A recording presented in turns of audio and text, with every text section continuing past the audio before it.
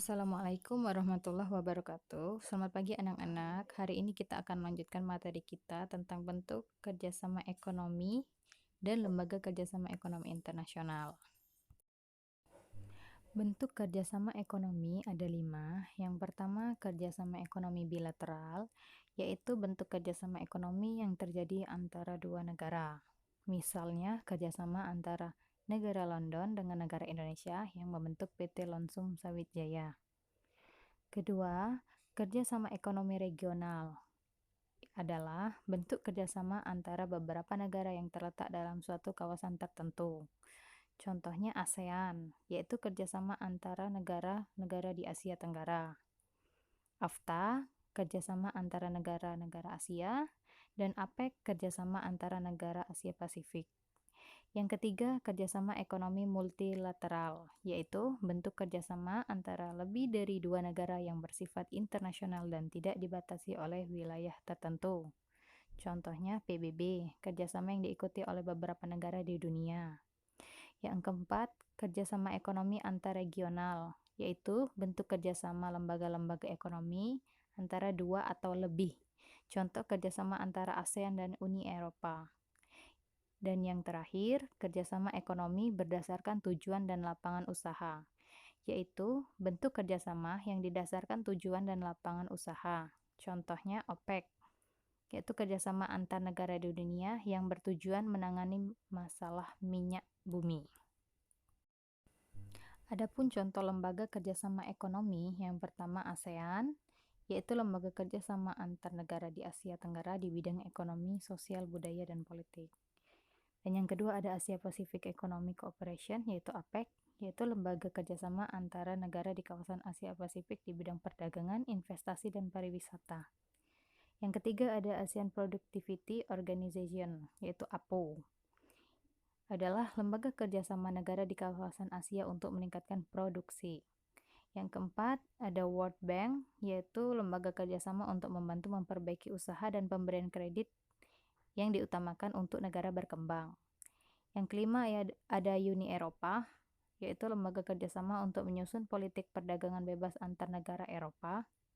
Yang keenam ada International Trade Organization atau AITO, yaitu lembaga kerjasama untuk memajukan perdagangan internasional. Yang ketujuh ada International Labour Organization atau ILO, yaitu lembaga kerjasama yang mendorong terciptanya peluang memperoleh kerja. Yang kedelapan ada Organization of Petroleum Countries, yaitu OPEC, yaitu adalah lembaga kerjasama yang mengatur harga minyak bumi di dunia. Yang kesembilan ada International Monetary Fund, IMF, adalah lembaga kerjasama di bidang kredit dan moneter. Yang ke-10 ada Liga Arab, yaitu lembaga kerjasama antar negara Arab. Yang ke-11 ada Asian Development Bank, yaitu lembaga kerjasama yang memberikan dana pinjaman untuk negara yang sedang melakukan pembangunan di kawasan Asia. Yang ke-12 ada North American Free Trade Agreement, yaitu lembaga kerjasama antar negara Amerika Utara. 13 Islamic Development Bank, yaitu lembaga kerjasama antar negara Islam yang membantu pembangunan ekonomi. 14 International Development Association, yaitu lembaga kerjasama di bidang pembiayaan peternakan antar negara. 15 International Finance Corporation, yaitu lembaga kerjasama antar negara yang membantu mencairkan modal untuk usaha. 16 International Center for Settlement of Investment Disputes, yaitu lembaga kerjasama yang memberikan jasa bidang permodalan.